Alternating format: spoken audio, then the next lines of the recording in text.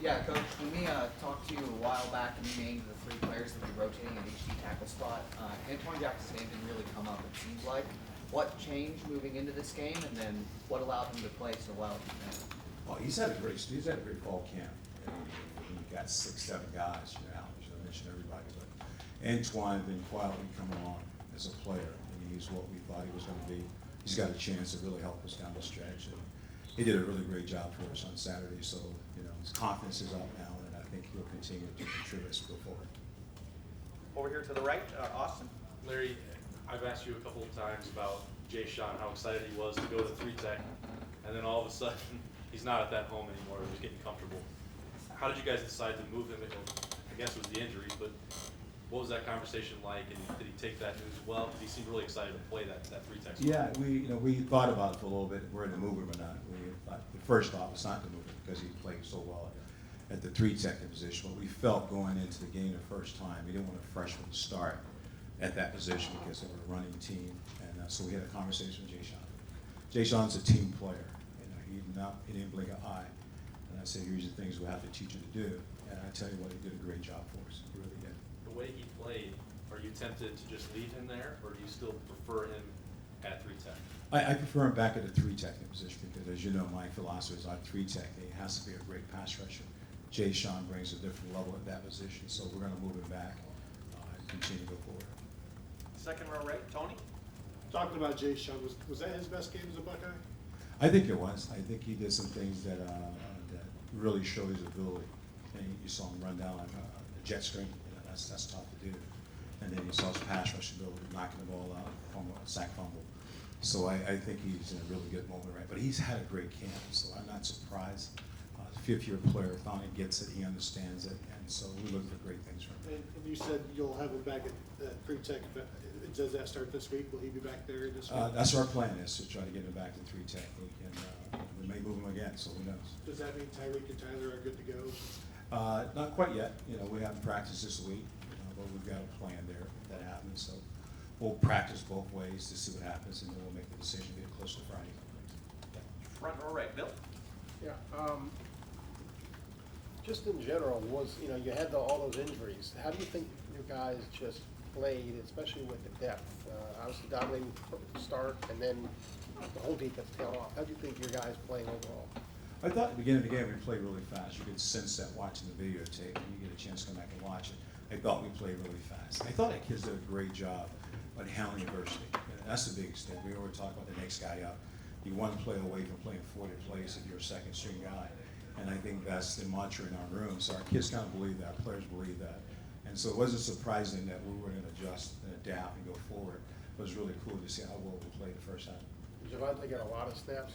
What has impressed you about him? Yeah, he's the kind of guy that's got to help us down the stretch. So I'm glad he played 30, 35 plays. Zach Harris played about the same amount of plays. So those guys, those are reps that they need to get going forward. Because now the reps may be 15, 20 plays. We don't know yet. But I'm really happy where they're at right now. Front row right, Tim. Yeah, Larry, Chase Young seemed to play with velocity and at times good patience, at least from my vantage point. What did you see out of him? And what have you seen out of him as a leader for the first 5-6 weeks preseason camp and now this season? I think his leadership skills has really been outstanding. I think he's mature as a player, which is not when you get to this level. He's 30 years playing in the system. You learn how to mature, learn how to handle things better. He's done a great job of that. I thought he played really fast on Saturday. There's always room for improvement with Chase, but I think that his first game, knock it away, he stayed healthy, and I got a chance to do some really special stuff on the field. Yeah, what is special when you look at Cincinnati on tape? What do they do up front that may be a little different than what Florida Atlantic did for you guys as you prepare for that game? What do you see that's different about Cincinnati? Oh, they're power football. I mean, they're really a Big Ten team. Really are. They run the football well. They have a really great scheme. Great offensive coordinator. Offensive line is big. They're young, but they're big. Got some veteran guys there, and the quarterback and the running back is special. So we've got to stop the run first. We have an opportunity to chase the passer. Anything else for Coach? Anybody that I didn't see? Okay, third row left, Dan. Larry, you looked like you've got pretty much everybody in there on the defensive line that you could on Saturday. How important is that for you to continue to deploy that deep rotation and get all of those guys reps? Yeah, the key is that we want to be fresh.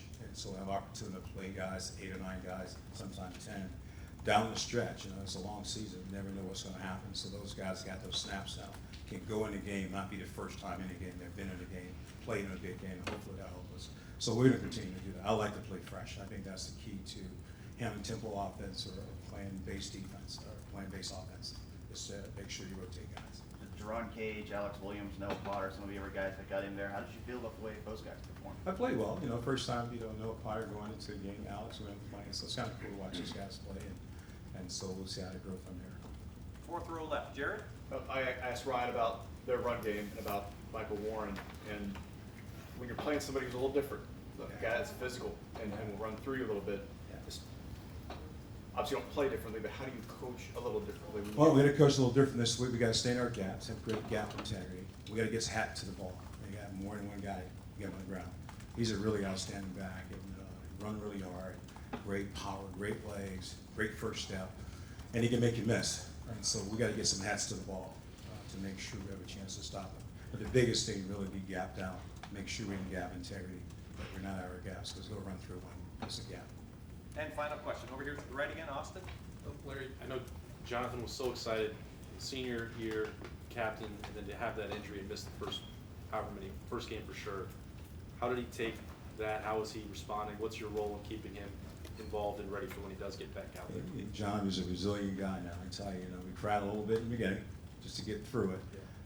And then he picked himself up and said, hey, I've got a plan. And he's literally living in the training room. I mean, he's there 11 hours, he had a chance, 12 hours.